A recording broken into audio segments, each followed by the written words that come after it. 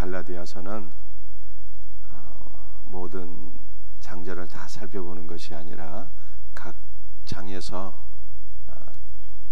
핵심이 되는 키버스라고 하죠. 핵심 구절을 살펴봄으로써 갈라디아 전체의 내용을 이해할 수 있는 그러한 방식으로 말씀을 함께 나누고 있습니다. 갈라디아 1장에서는 1장 4절 말씀이 핵심 구절이죠. 한번 같이 읽어볼까요? 그리스도께서 하나님 곧 우리 아버지의 뜻을 따라 이 악한 세대에서 우리를 건지시려고 우리 죄를 대속하기 위하여 자기 몸을 주셨으니, 그리스도께서 이 악한 세대에서 우리를 구원하기 위하여 자기 몸을 주셨다는 것이 복음입니다. 우리 죄는 너무 크고 무거워서 그리스도께서 자기의 몸을 주시는 은혜가 아니면 결코 제거될 수가 없습니다. 주님께서 자신의 몸을 주시는 제사로만 우리의 죄와 우리를 사로잡고 있는 죄의 권세가 완전히 도말되는 것을 믿으시길 바랍니다. 그러므로 우리는 일평생 이 말씀을 붙잡고 기도하며 살아야 돼요. 갈라디아 2장에서는 2장 20절 말씀이 가장 중요하지요. 함께 말씀을 같이 읽도록 합니다. 내가 그리스도와 함께 십자가에 못 박혔나니 그런즉 이제는 내가 사는 것이 아니요 오직 내 안에 그리스도께서 사시는 것이라. 이제 내가 육체 가운데 사는 것은 나를 사랑하사 나를 위하여 자기 자신을 버리신 하나님의 아들을 믿는 믿음 안에서 사는 것이라. 갈라디아 2장 20절에서는 내가 나를 이라는 단어가 한글 성경에만 6번 사용되어 있습니다. 이것은 그리스도의 우리와의 1대1의 관계가 중요하다는 것을 의미하는 거예요. 우리 각 사람이 그리스도 예수를 개인의 구원자와 주님으로 믿고 영접함으로 우리는 구원을 받게 되는 것을 성경에 말씀하고 있는 것입니다. 부모가 믿었다고 자녀가 자동으로 믿고, 아내가 신앙이 훌륭하다고 해서 남편이 저절로 구원받고 이런 거 없어요. 각 사람이 자기의 믿음으로 구원받는다는 것을 성경은 우리에게 보여주고 있습니다. 그리스도인은 살았지만 죽은 자예요. 우리는 그리스도와 함께 십자가에 못 박혔기 때문에 더 이상 내가 사는 것이 아닙니다. 그리스도께서 우리 영안에 임재하셔서 우리에게 생명을 주셨을 뿐만 아니라 그리스도께서 우리와 함께 하시고 우리의 삶을 통치하시는 우리의 왕이 되시는 거예요. 그러므로 우리는 더 이상 내가 주인이 되는 삶을 살아가는 것이 아니라 나에게 생명 주시고 나를 통치하시는 그리스도를 중심으로 해서 그리스도가 주인 되는 삶으로 나가야 되는 것입니다. 갈라디아 2장 20절 말씀을 보게 되면 나를 사랑하사 나를 위하여 자기 자신을 다 내어주셨다고 말씀하고 있어요. 그리스도는 우리에게 모든 것을 내어주셨어요.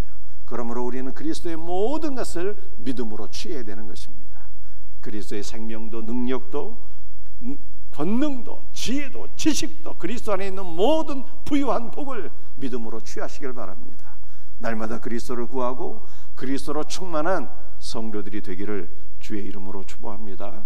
여러분들 갈라디아 3장에서는 3장 13절 14절이 가장 중요한 말씀이라고 여겨지는데요, 3장 13절 말씀을 다시 한번 읽어보겠습니다. 그리스도께서 우리를 위하여 저주를 받은 바 되사 율법의 저주에서 우리를 속량하셨으니. 기독교의 핵심 교리는 속죄입니다. 이 속죄의 교리를 믿지 않는 분들은 그리스도인이 아닙니다. 오늘 갈라디아 3장 13절 말씀은 기독교의 속죄의 교리가 무엇인가를 우리들에게 잘 보여주고 있어요. 그리스도께서 율법의 저주에서 우리를 속량하셨습니다. 이 속량이라는 단어는 본래 시장에서 사오다라고 하는 뜻입니다. 과거 1936년 12월 28일부터 1937년 2월 24일까지 청나라와 조선 간에 전쟁이 일어나게 되었는데 이 전쟁을 가리켜서 병자호란이라고 합니다. 이 병자호란은 청나라가 명나라를 공격하기에 앞서서 배후의 안전을 도모할 목적으로 조선을 먼저 침략한 전쟁이에요. 조선은 청나라의 침략에 맞서서 이 남한산성에서 항전을 벌이게 됩니다. 그러나 청나라의 포위와 극심한 기근 그리고 추위로 인해서 조선은 더 이상 버티질 못하고 항복하게 됩니다. 병자호란은 이 아시아에서 명청이 교체되는 매우 중요한 계기가 되었고, 또 우리나라로 따지게 되면은 매우 짧은 2달간의 전쟁이었지만 수많은 사람이 청나라로 끌려감으로 인해서 그 사회적 피해가 이로 말로 표현할 수가 없이 막대했습니다. 이후에 조선은 끌려간 포로들을 다시 고향으로 돌아오도록 하기 위하여 청나라에 속전을 지불했어요. 속전을 지불하고 끌려간 포로들을 다시 조선으로 돌아오게 했는데, 이것을 가리켜서 속량이라고 하는 것입니다. 예수 그리스도는 율법의 노예가 된 우리를 율법의 저주에서 해방시키기 위하여 속전을 지불하셨어요. 그리스도께서 우리를 위하여 지불하신 속전은 우리 대신 율법의 저주를 받는 것입니다. 보다 더 정확한 갈라디아 3장 13절의 의미는 그리스도께서 우리를 위하여 저주를 받은 바 되사라고 말씀하고 있지만, 영어 성경은 어떻게 표현되어 있습니까? 그리스도께서 우리를 위하여 저주가 됨으로써 율법의 저주에서 우리를 구속하셨다, 구원하셨다, 이렇게 말씀하고 있어요. 그리스도께서 율법의 저주에서 우리를 자유케 하기 위하여 저주가 되셨대요. 예수 그리스도는 저주를 받으실 만한 분이 아닙니다. 그는 거룩하신 하나님의 아들입니다. 그럼에도 불구하고 우리를 속량하시기 위하여 우리 대신 저주를 받으셨을 뿐만 아니라 저주가 되셨어요. 정말 놀라운 말씀이죠. 우리가 이 갈라디아 3장 13절 말씀을 보다 더 잘 이해하기 위해서는 고린도 후서 5장 21절 말씀을 먼저 이해할 필요가 있습니다. 고린도후서 5장 21절 우리 한번 같이 읽어보도록 하겠습니다. 하나님이 죄를 알지도 못하신 이를 우리를 대신하여 죄로 삼으신 것은 우리로 하여금 그 안에서 하나님의 의가 되게 하려 하심이라. 예수 그리스도는 죄를 알지도 못하시고 전혀 죄가 없으신 분이에요. 그럼에도 불구하고 성부 하나님은 우리를 위하여 죄가 전혀 없으신 분을 죄가 되게 하셨어요. 한글 성경에 우리를 대신하여 죄로 삼으신 것은 이라고 하는 이 말씀이 영어 성경을 보니까 우리를 위하여 죄가 되게 하셨다라고 이렇게 말씀하고 있습니다. 성자 예수께서 우리를 위하여 죄가 되셨대요. 이것이 도대체 무슨 뜻일까요? 요한복음 1장 29절 말씀입니다. 보라, 세상 죄를 지고 가는 하나님의 어린 양이로다. 여러분들, 이 요한이 예수 그리스도를 바라보며 증언한 말씀인데요, 이 말씀은 유월절과 대속제일을 배경으로 하는 말씀이에요. 어린 양이라고 하는 것은 유월절을 배경으로 하는 것입니다. 이스라엘 백성이 문설주와 문인방에 어린 양의 피를 뿌리게 되었을 때 심판의 천사가 그 집을 뛰어넘어갔어요. 그 집안에 있는 장자를 죽이지 않고 뛰어넘어갔습니다. 우리 하나님께서는 어떤 분이십니까? 우리가 죄인인가 죄인이 아닌가를 보시는 분이 아니에요. 여러분의 영혼에 어린 양 예수 그리스도의 피가 뿌려져 있는가 그렇지 아니한가를 보시는 분입니다. 어린 양 그리스도 예수의 피가 뿌려져 있을 때 우리 하나님은 우리가 어떠한 사람인가를 보지 아니하시고 의인인가 죄인인가를 가리지 아니하시고 어린 양 예수 그리스도의 피를 보고 우리를 구원하신 분이에요. 놀라운 복음의 말씀이 아닐 수가 없습니다. 어린 양은 유월절이 배경이지만 세상 죄를 지고 간다라고 하는 것은 대속죄일이 배경이에요. 여러분들 대속죄일의 대지상은 염소, 순염소에게 손을 얹어 안수를 했어요. 그러면 이스라엘의 모든 죄가 순염소에게 전가가 됩니다. 순염소는 이스라엘 모든 백성의 죄를 다 짊어지고 강야로 가서 죽었어요. 이스라엘 모든 백성들의 죄를 다 짊어지고 광야로 가서 죽은 이 염소를 아사셀이라고 하는데, 이것은 예수 그리스도를 가리키는 것입니다. 그러므로 이사야 선지자는 여호와께서 우리 모두의 죄악을 예수 그리스도께 담당시키셨도다 라고 증언했습니다. 선지자의 말대로 예수 그리스도는 아담으로부터 시작해서 모든 인류의 모든 죄를 다 친히 짊어지시고 가셨어요. 아담과 하와의 선악과 따먹은 죄, 가인이 동생 아벨을 죽인 죄, 아간이 여리고성에서 금과 은과 외투를 훔친 죄, 다윗이 충신의 신하의 아내를 빼앗고 충신 우리아를 죽인 죄, 베드로가 예수 그리스도를 부인한 죄, 바울이 예수 그리스도를 믿기 전에 교회를 핍박한 모든 죄를 친히 다 짊어지셨어요.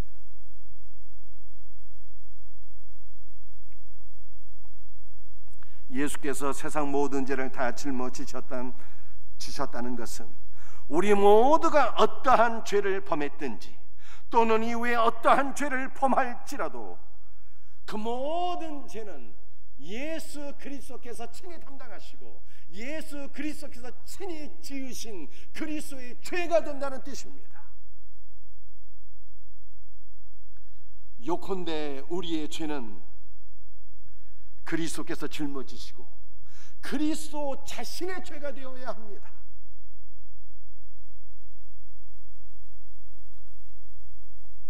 만약 우리의 죄가 그리스도의 죄가 되지 아니하고 우리가 담당해야 될 죄라면 우리에게는 소망이 없어요. 우리는 하나님의 진노 가운데 영원한 심판과 멸망을 당하게 될 것입니다. 그러나 예수께서 우리의 죄를 짊어지시고 죄가 되셨기에 하나님 그리스도를 버리시고 그리스도를 죽게 하셨습니다. 그리스도께서 온 세상의 죄를 짊어지고 죽으셨기에 온 세상은 죄로부터 정결함을 받게 되었고 죄와 사방에서 해방되었어요. 하나님은 예수 그리스도의 죽음으로 말미암아 죄가 제거되었기에 우리 안에서 그리스도께서 주신 의와 거룩을 제하고 그 어떤 것도 보시지 않습니다. 이것이 우리의 소망이에요. 이 놀라운 복음이죠. 우리가 어떠한 죄를 지었든지 앞으로 어떠한 죄를 지을지라도 우리의 모든 죄는 그리스도의 죄가 된 것이며 그리스도께서 죄를 지고 죄가 되시고 죽으셨기에 하나님은 우리 안에서 의와 생명 외에는 그 어떤 것도 보시지 않으니 이것이 복음이요 이것이 우리의 소망이에요. 다시 말씀드립니다. 여러분이 그리스도를 믿는다면 여러분의 죄가 아무리 가증하고 악한 것일지라도 그리스도의 십자가에서 도말되어 하나님은 우리 모두를 온 천하에서 가장 의롭고 가장 거룩하고 순결한 사람으로 보시는 거예요. 전지하신 하나님조차도 저와 여러분에게서 그 어떠한 죄도 찾아내실 수가 없어요. 이것을 믿는 자는 구원을 받은 것이고 이것을 믿지 아니하는 자는 이미 정죄를 받은 것입니다. 예수 그리스도를 믿는 성도들은 선한 일에 부요한 자가 되어야 돼요. 선교와 구제에 힘쓰는 것이 합당한 일입니다. 그러나 성도가 선교하고 구제하고 선한 일을 하는 모든 것들은 그리스도께서 나의 죄짐을 짊어지시고 나의 생명이 되어주십니다. 이 놀라운 은혜에 대한 감사에서 우러나오는 것이 되어야 합니다.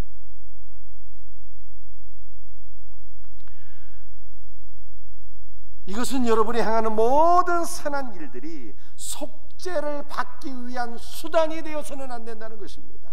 유대인들은 온갖 죄를 다 범할지라도 성전 안에서 제사를 드리기만 하면 하나님께서 기뻐하시고 죄를 용서해 주실 줄 알았어요.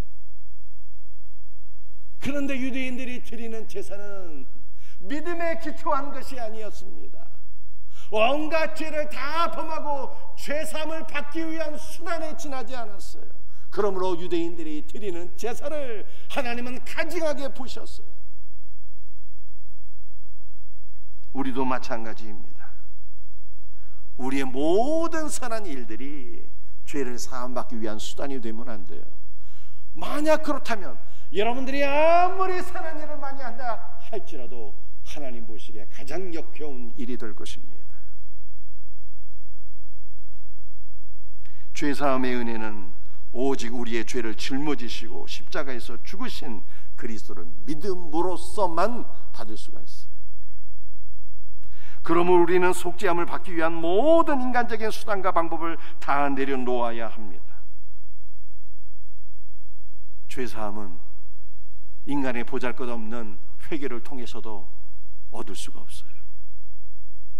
우리가 자신의 죄를 슬퍼하며 눈물을 흘리는 것조차 하나님 앞에는 가증한 것이에요. 때문에 성도는 자신의 눈물을 그리스도의 존귀한 보혈에 섞어서는 안 되는 것입니다. 우리의 것은 다 내려놓아야 돼요. 오직 죽으시고 부활하신 그리스도만을 믿음으로 취해야 됩니다. 우리에게 필요한 것은 오직 예수 그리스도뿐입니다. 고린도후서 5장 21절 말씀을 다시 한번 읽어보겠어요. 고린도후서 5장 21절입니다. 화면을 넘겨주세요. 제가 읽어드리겠습니다. 하나님이 죄를 알지도 못하신 이를 우리를 대신하여 죄로 삼으신 것은 우리로 하여금 그 안에서 하나님의 의가 되게 하려 하심이라. 여러분들 이미 제가 설명드린 것처럼 예수 그리스도는 우리의 죄를 다 짊어지시고 죄가 되셨어요. 그런데 이 죄라고 하는 것이 단수로 되어 있어요. 이것은 무슨 의미입니까? 예수님께서 우리의 죄를 다 짊어지셨는데 그 죄가 단수라는 거예요. 이것은 죄가 단수라는 것은요, 사탄을 의미하는 것입니다. 예수님께서 우리의 죄를 다 짊어지셨을 뿐만 아니라 죄가 되셨는데, 그렇다면 이것은 예수님께서 사탄이 되셨다는 뜻입니까? 그렇지 않고요. 예수님께서 죄가 되셨다는 것은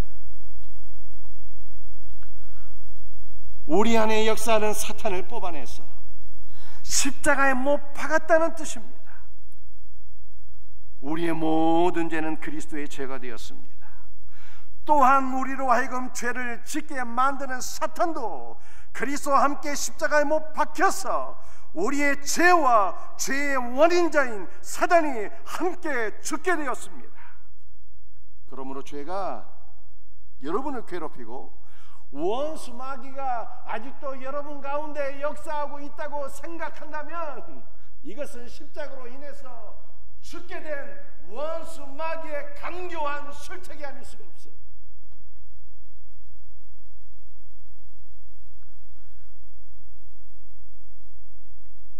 성도에게는 더 이상 죄도 없고 마귀도 없어요.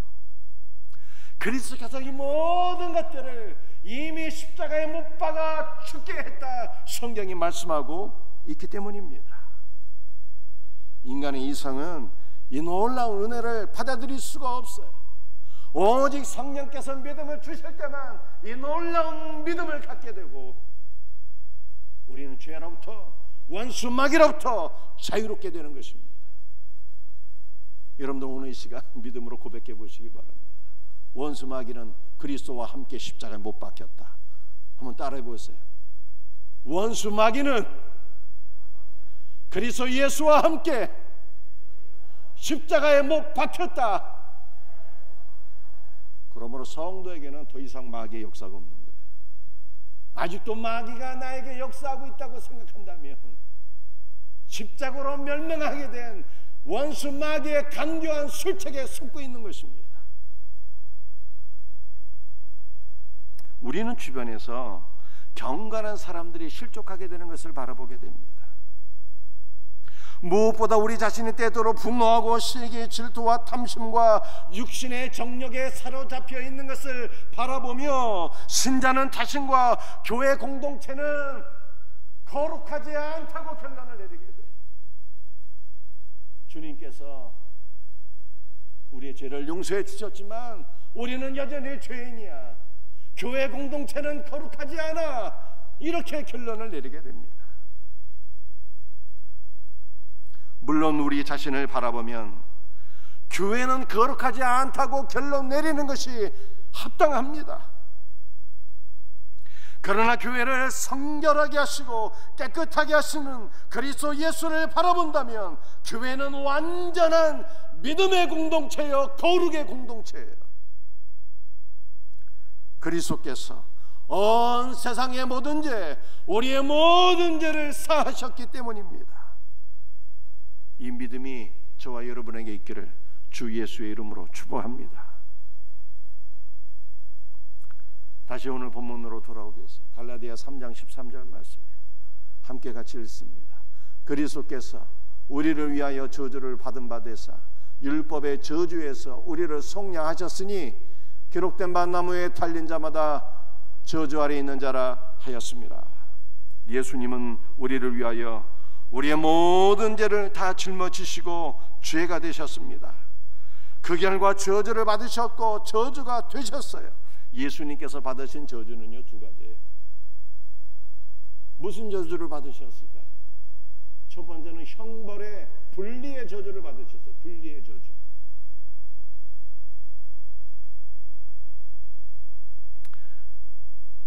이 분리의 저주, 분리의 형벌은요, 성부 하나님과의 분리입니다. 성자 예수 그리스도는 성부 하나님과 영원 전부터 하나였습니다. 그러나 우리의 죄를 지시고 죄가 되신 그리스도는 성부 하나님과 하나 된 관계가 분리되었어요. 성자 예수께서 죄가 되사 십자가에 달리셨을 때 공의의 하나님은 아들을 버리셨습니다. 그러므로 성자 예수께서 나의 하나님 어찌하여 나를 버리셨나이까 외치셨어요. 성부 하나님과의 분리가 성자 예수께는 가장 큰 영적인 고통이 되었습니다. 성자 예수께서 우리의 죄를 짊어지시고 받으신 두 번째 저주는 실제적인 고통이에요. 예수님은 우리 죄로 인하여 죄가 되셔서 극한의 고통까지 당하셨습니다.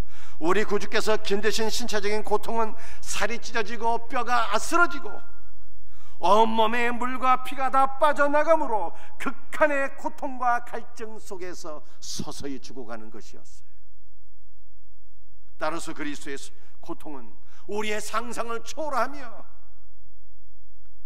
주님의 몸이 신성과 연합되어 힘을 공급받지 않았다면 결코 견딜 수 없는 극한의 고통이었습니다. 여러분들 그리스도께서 당하신 이 두 가지 저주 뭐라고 말씀드렸어요? 분리의 형벌, 아버지와 분리되는 것, 실제적인 고통. 이 두 가지 고통을 결합하게 되면 이것은 지옥의 형벌이에요. 여러분들 지옥이 어떠한 곳입니까? 하나님과 완전히 분리가 된 곳이에요. 하나님의 그 어떠한 은혜도, 그 어떠한 긍휼하심도, 하나님의 그 어떠한 임재도 전혀 없는 것이 바로 지옥입니다. 그리고 지옥은 실제적인 고통을 영원토록 당하는 곳이에요. 활활 불타는 영원한 불못에서 실제적인 고통을 영원토록 당하는 감옥이 바로 지옥이에요. 그러므로 지옥은 전혀 소망이 없는 절망의 감옥입니다. 예수님은 우리를 위하여 십자가에서 지옥의 형벌을 당하셨어요. 공의의 하나님은 죄인인 우리를 심판하셔야 됩니다.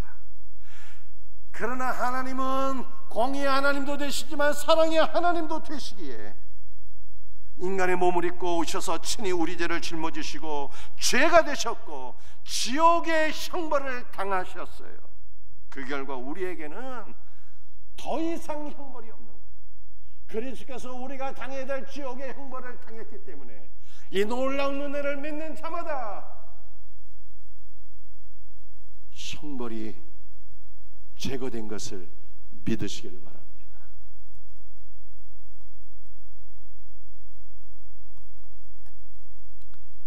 예수 그리스도는 우리의 죄를 짊어지시고 죄가 되셨고 저주가 되셨어요.